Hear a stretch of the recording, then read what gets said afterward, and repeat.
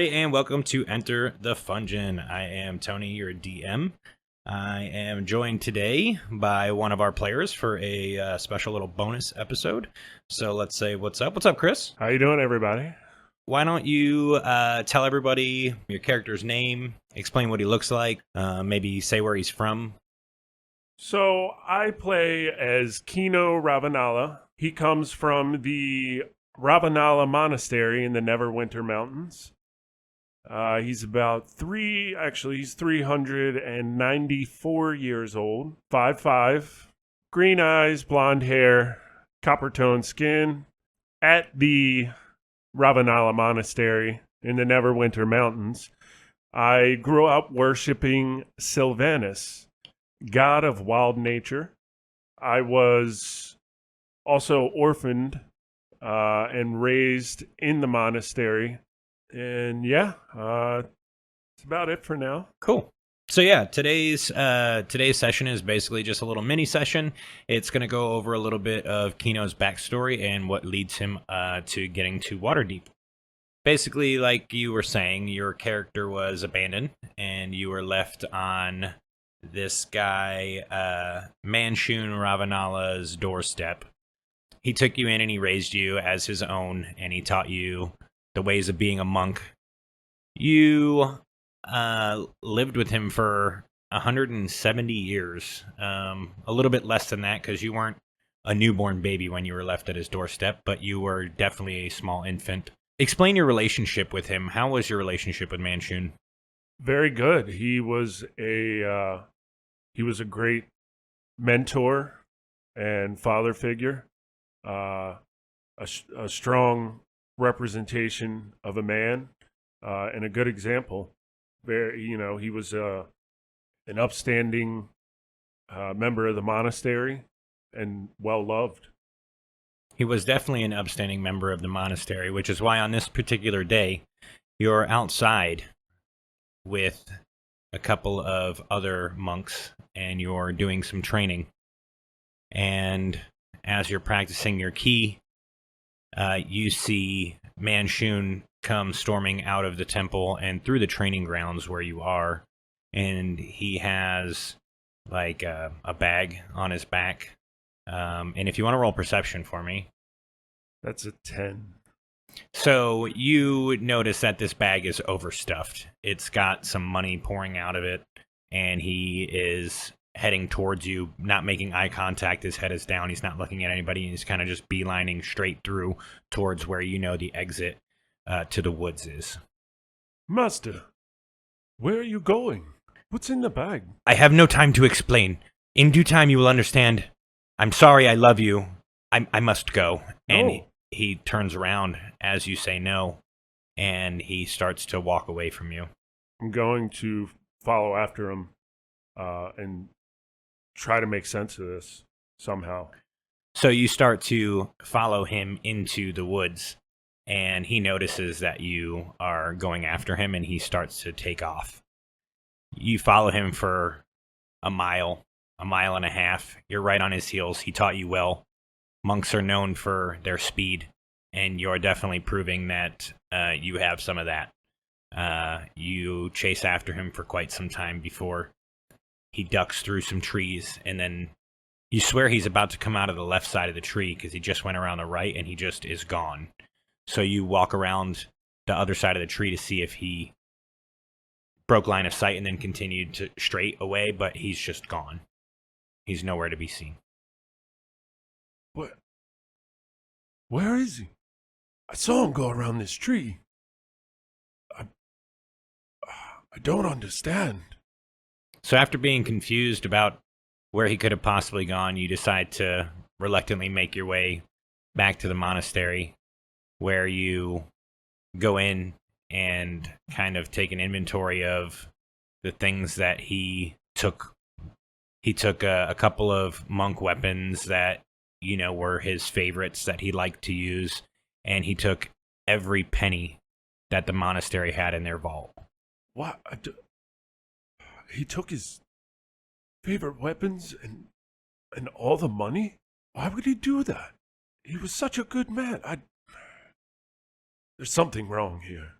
something wrong. This isn't right. And you definitely get the feeling that something is wrong. So the next day you decide to head into town to see if you can get some information. And you go to the local tavern and you ask the bartender, who doesn't seem to remember anybody by that description, but you're approached by an older man, and he comes up to you and he goes, "You look lost, son. Are you okay?" No, I'm in search of my master. He seemed to disappear. Well, what is his name? Fungeon Ravenala. Ah, leader of the monastery up in the hills. Yes, you know of him? I mean, I just know that he's the master of the monks up there in the hills. Yes, he's my master, my father. Well, I have not seen him, but I could possibly help you track him down at some point if you ever want to maybe get some information about him. Here's my card, and he hands you his business card. My name is Fazul. I'm the leader of the Zentarum in our area here. We are a black network of mercenaries. We're a family. We tend to help each other out, so if you decide you want to join and become part of the family, I could possibly help you find your master. Think about it. Don't give me an answer now. But when you're ready, use the card to find me. Keno graciously, very respectfully takes the card from him and says, I'm going to think on this. Absolutely, you should. But I can assure you that nobody around town has probably seen your master. If they would have, he would have been through here, and I haven't seen him myself. My black network is all over the city. I would have heard if he was in town. I'm going to consider my options, and maybe I'll be in touch. Excellent. Good luck looking for your master. Thank you so much. And you head out of the tavern, and you make your rounds through the city. Even though you do believe what Fazul told you, you just want to cover your bases, make sure. You go talk to the normal people that you would know in town, the constable of the city watch. And as Fazul told you, nobody has seen your master. So you decide to go back to the monastery. So half a 10-day goes by, and you decide to go down into the city and meet with Fazul. You go to the tavern and give the bartender the card, and within the hour, Fazul comes to the tavern to speak with you. And he says, I see you decided to take me up on my offer. Yes. Family is what's important to me, and it was taken from me. I need a family. I can assure you that the Zentarum will be a family to you, as long as you are a family to us. Loyalty is my most valuable trait. I hold loyalty above all else. Perfect. So you sit and you talk with Fazul for a little while, and he explains to you a little bit about the Zentarum's history in the city of Neverwinter. And he tells you that he would be more than happy to take you on as a member of the Zentarum to become a mercenary. He just has one test that he needs you to complete. So he says, well, I assume that after all of the information I've given you, you're still interested in joining with the Zentarum? Yes, I'm ready. In order to accept you into the ranks, we will need to send you on a bit of a initiation mission, if you will. Very well. And you're sure you're up for this and willing to do whatever it takes? Yes. There is a man in the city. His name is Upchuck Kamalu. He has betrayed the Zentarum, and that is punishable by death. I need you to kill this man and bring me back proof that the deed is done, and you will be welcomed into the Zentarum's ranks. Obviously, murder within the city walls of Neverwinter is illegal, so you may want to be careful. I can assure you that he is down by Lady Luck. It's the gambling hall, just 2 blocks down on the left. You can definitely find him there this evening. Consider it done. I'll be here waiting for you to come back with your proof. Is there any specific proof you require? Whatever you feel is sufficient. A finger, a head, a hand. So hands and feet. Enough said. Excellent. So you wait for nightfall, and you make your way over to Lady Luck's gambling hall. You get to this beautiful casino-like gambling hall with all sorts of arcane, neon-looking lights and signs and flickering lights that say, 777 and win money here, free drinks. It's your typical, I don't want to say Vegas because that's too classy. I want to say Atlantic City fucking casino, this just shithole. Poconos. Yeah, Poconos, exactly. So you walk up and it's pretty poppin' tonight. It's the weekend. There's a bunch of people inside doing slot machines. They got these fucking crazy cool mechanical arcane slot machines. They've got poker tables and blackjack tables. They've got roulette going. So what do you do? As inconspicuously as possible, make my way into Lady Luck's gambling hall to just investigate, see if I would recognize him. He would, Fazul just described him to me. Yeah, he definitely gave you a description of him. So as you walk into this place, go ahead and roll a perception check. That'll be a 6. You see 7 different people that look like this dude from the description that you were given by Fazul. There's 4 of them are playing slots. One of them is at a blackjack table where there is 2 empty seats. There's another one of the guys that you think it might be at a poker table playing No Limit Hold'em. And then there's a guy at the roulette table placing his bets on black only. I would assume there's a bar in this. Yeah, it's a small one. It's not a huge bar like a tavern would have, but it has a bartender. Yeah, it has a bartender, and there's probably 6 stools. Okay. It's in the very back corner. It's almost like one of them pop-up bars. I'm going to head back to the bar to grab a drink and talk to the bartender, see if maybe he overheard anything or could maybe help point me in the direction of Upchuck. Sure. So you walk over to the bar and you sit down, and the bartender comes over to you and he says, "Well, hello, sir. How are you?" Doing well. How was your night going? Oh, not too bad. We're pretty busy today. Is there a drink or something I can get for you? Do you have any mead? Mead? No. We're mostly just ale and wine here. What type of wine? Oh, I have a red and a white. We don't do any of that mixed garbage wine shit here, so you won't find any, pink wines. Fantastic. I'll have a red. Excellent. Would you like the Cabernet? Do you have a Pinot Noir? Oh, yes, the Pinot Noir. Yes, absolutely. I do have one of those. I also have the Pinot Grigio, but you did say you wanted the red and not the... Okay. Yes, Pinot Noir it is. I will be right back. He turns around and pours you a glass of wine, and he comes right back to you, and he goes, "That'll be 1 gold, sir." Here's 2. Your service is impeccable. Much too kind of you, sir. So, have you seen these people in here before? Are they regulars? Well, I mean, a lot of them come here every once in a while, but are you looking for a high roller or something? Just trying to feel the room out a little bit and, see if maybe there's a rookie in here. Well, I definitely would probably steer clear of Upchuck over there at the poker table. Okay. He's a shark. He's here every night, pretty much. Okay. And then there's Jabroni over there at the blackjack table. He's here pretty often as well, too.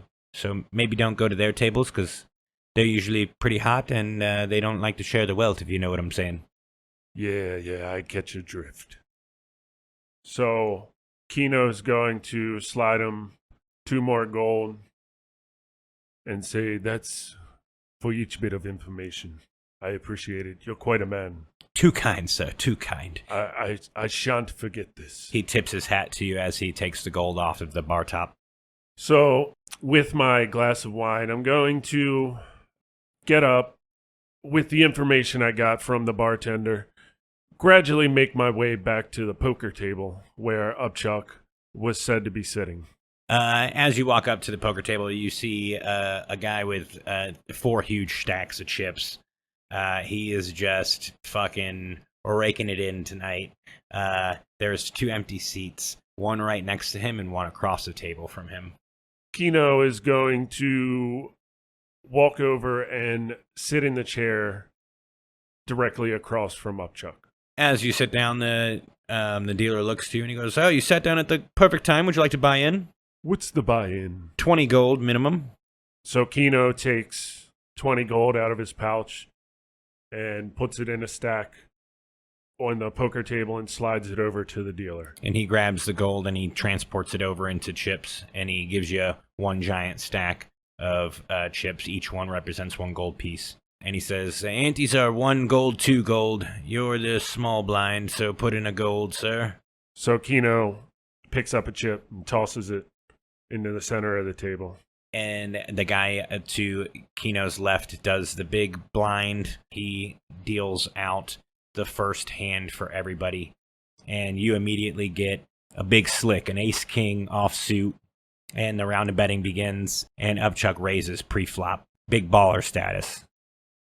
Goes back to the next person, and they fold. Goes to the next person after them, they fold. And then it comes back to you.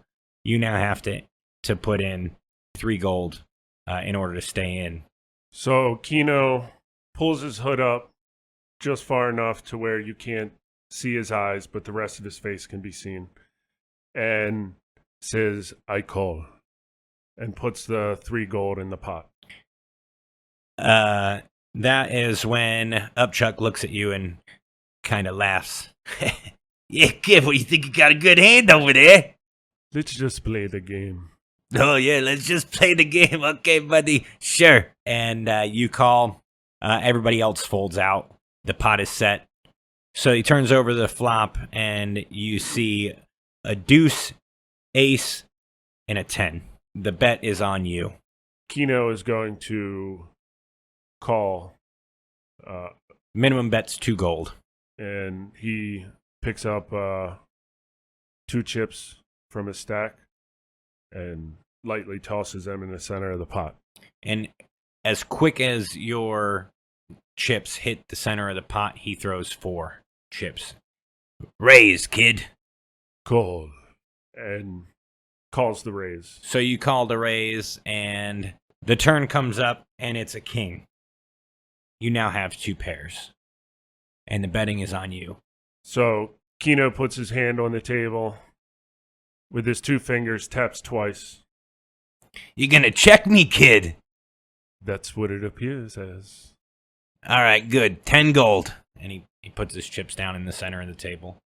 Keno will grab 20 more gold, the other 20 gold out of his pouch that he has on him, and buy more chips to call that bet. Yeah, so the dealer slides chips over and takes your gold. So that would be 6 gold to me, I believe. You checked, gold. so it would be 10 gold to you. 10 gold. Because you checked.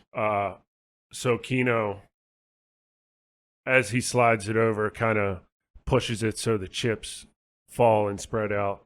Splash in the pot. And said, "Let's see what you got." "All right, fine. Give me that river, baby." And the dealer flips over the river. An ace appears. You now have a full house, and the bet is on you. All in. And Keno pushes the rest of his chips in. "You gotta be bluffing, kid. I don't believe you." Play the game. "Yeah, we'll play the game." And he tosses in his chips and calls you, and he flips over, and he has the 4th ace and a 10, giving him a full house. Ace high, full house. Ace high, but 10 is his second highest, so your hand still beats his.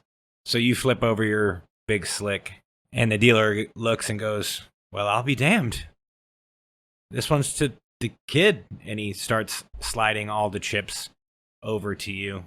So as the dealer is sliding the chips over to Keno, he's stacking them up in increments of 10 to count out his chips, which I believe would have... It would be 82 gold that you just won. Okay.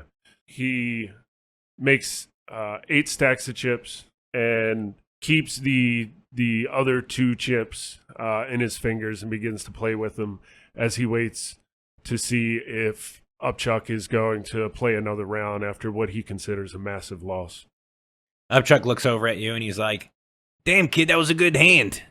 Not too bad yourself. That was a bad beat. You had a solid hand. You know, I have some business opportunities. If you wanted to invest, we could go out back in the alley and possibly have a conversation. Sure. Just let me tuck my gold away. Yeah, let me grab my chips up. So you guys collect your things, and he heads out back before you. And I assume that you follow. Keno is considering whether he should try to hide his chips somewhere, being as Upchuck is disloyal. So I'd like to kind of look around. Actually, I'd like to go just speak to the bartender again real quick. Okay. So you go back over to the bar, and the bartender goes, "Another red? Pinot Noir." Actually, I have a different kind of ask. I need you to hold my chips. If you do this for me, I'll give you 10 gold. I mean, sure, that's no problem, bud. I could do that for you. Here. Fantastic. And he takes a little wooden barrel, like a small version of a giant keg, and he puts it up and he goes, "Here, you just toss those in there, buddy, and I got you, man. Like, no problem." All right, thank you. So you leave your gold, your chips, I should say, with the bartender, and he puts them down underneath the bar. I'll be back for those. Your loyalty will be rewarded handsomely.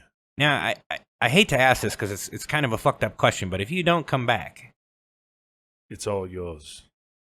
I hope you do come back. I'm being honest. I hope you come back. I would rather see you come back and take the 10 gold than all of it. Me too.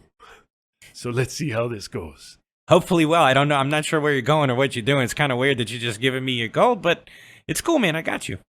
I'm a very precautious person, and I just want to step out back, get some fresh air, but not with all that on me. Are you going out? You going out back to talk to? Yes. He said he had a business proposition. Okay, so just be careful. His business offers are never what they seem to be. Why do you think I'm here? Asking you to hold my chips. So basically what you're saying is, with all this gold you've been giving me, I never saw you. Correct. Will never see me again. I don't even know who's talking to me. Who's that? And he starts looking around. As he's looking around, Keno makes what he considers to be a stealthy getaway anyway. Cool. So go ahead and roll a stealth check, and we'll see if you can make it out the door. That'll be a 22. Hell yeah. So you sneak up to this back door exit, and as you're getting ready to go, the bartender actually holds like a triangle up in the air and starts ringing it, and he goes, "Free drinks to the first 5 people to the bar!" And suddenly a bunch of people try and rush over to get to the bar, just in time for you to sneak your way out the back door, where Upchuck Kamalu is waiting for you. All right, boss. What's this business? Okay, so you know what a pyramid is? A big triangle with 4 sides. Okay, so basically this is called a pyramid scheme. It's the best thing you could ever do in your entire life. I've got all these products. Come over here. I got my cart over here. And he starts walking over to this cart that he has in the back alleyway. And it's covered with like burlap. And he picks it up, and he's got just like a bunch of these fake knockoff arcane like kitchen utensil things, like fucking blenders and shit.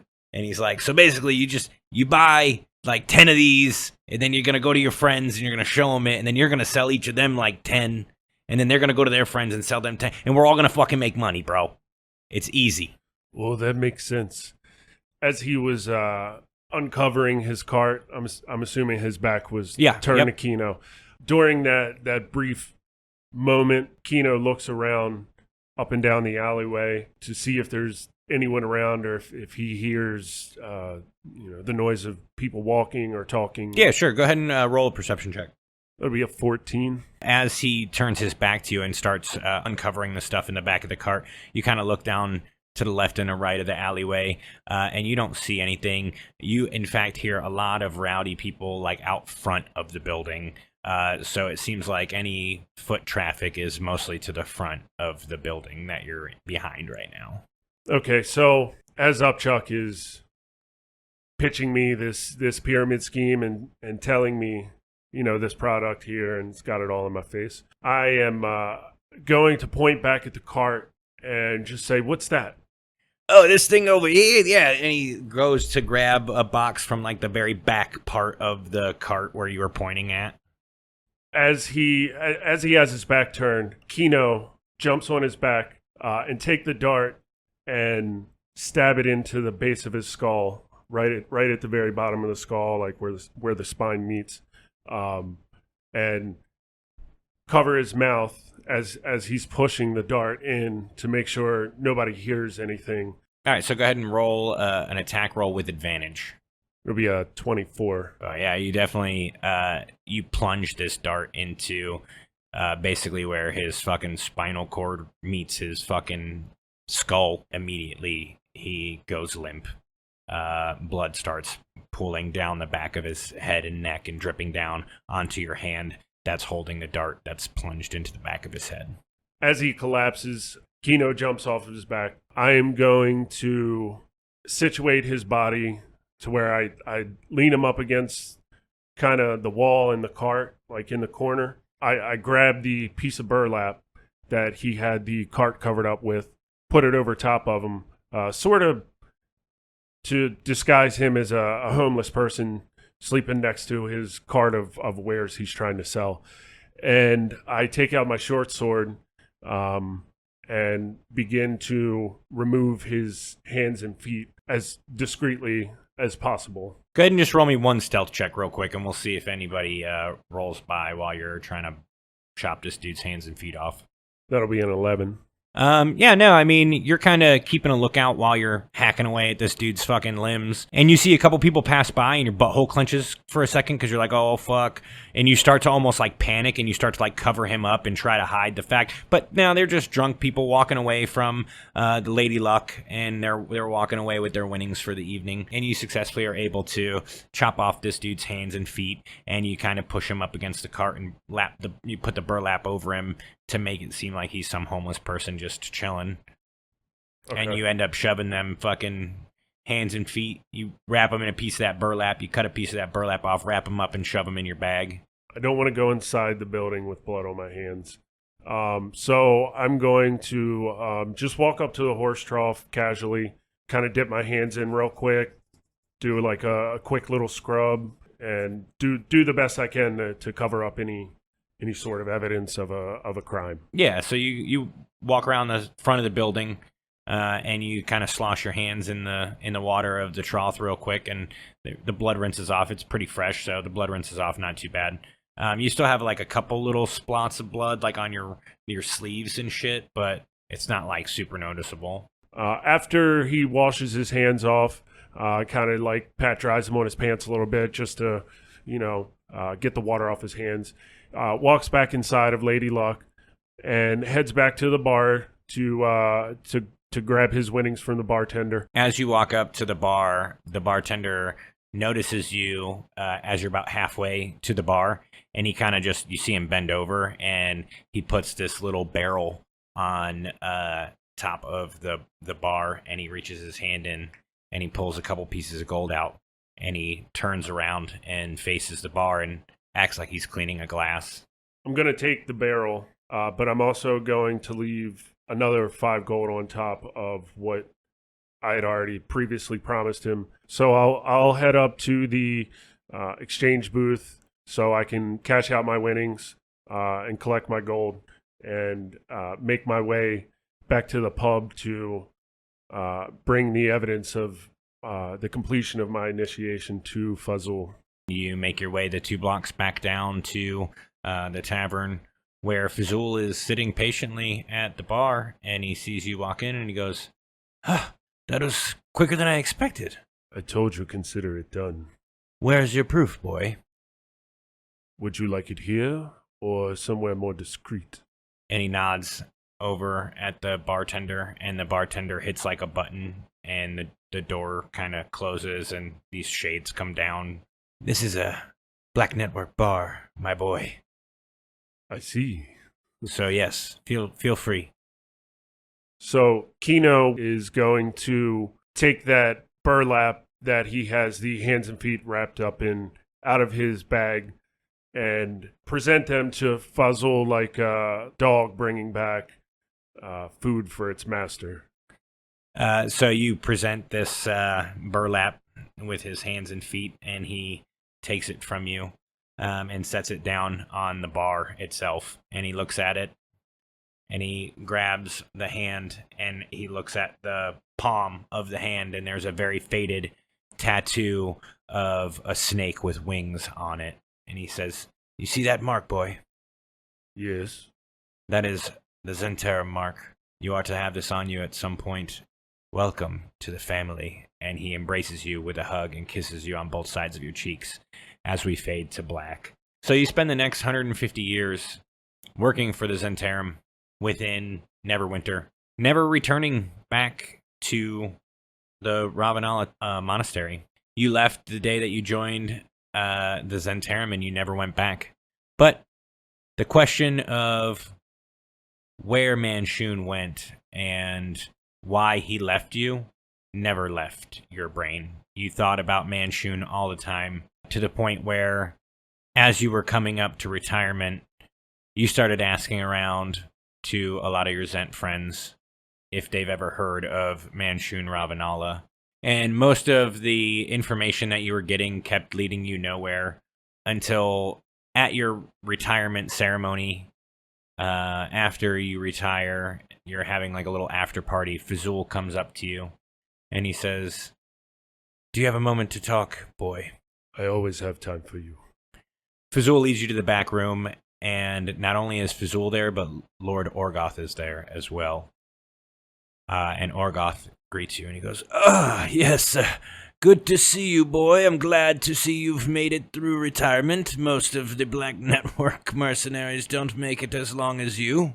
And Keno is going to kneel on one knee, bow his head as a sign of respect, and say, "Yes, Lord Orgoth, I wouldn't change 1 second for the world. This thing has been my family and always will be."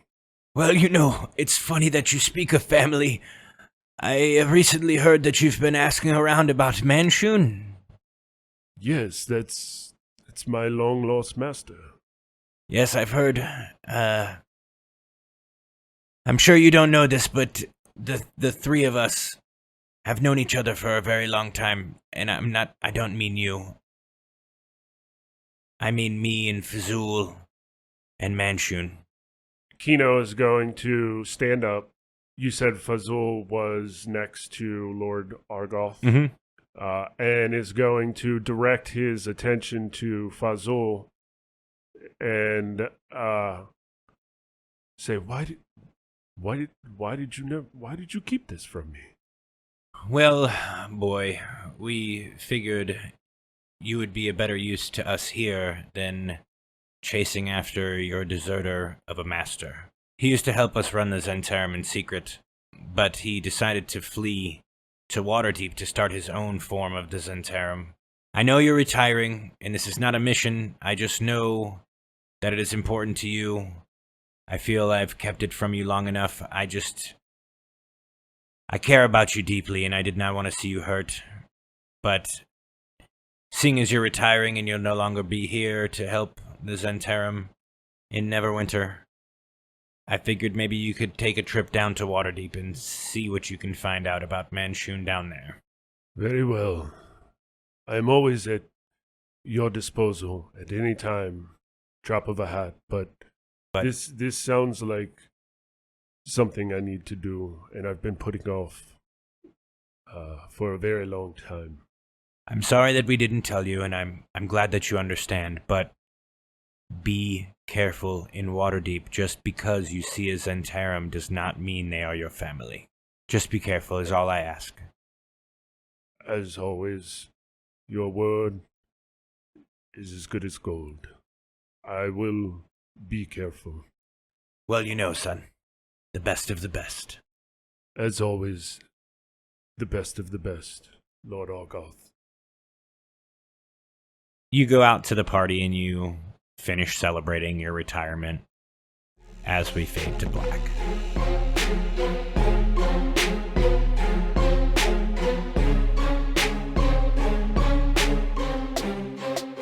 Thank you for joining us for this bonus edition of Enter the Fungeon. If you're not listening to us on Patreon right now, you can check that out at patreon.com/enterthefungeon. You can support us for as little as $5 a month. You can check out our Twitter at Fungeon Podcast, our Instagram, Enter the Fungeon Podcast, or our Facebook at Enter the Fungeon. Follow me personally on Twitter. It's at TonyKrimson. That's Crimson with a K. And you can also follow Chris. That's at McBlazier, McBlazier. Thanks again for joining us, and we look forward to seeing you in the Fungeon again soon.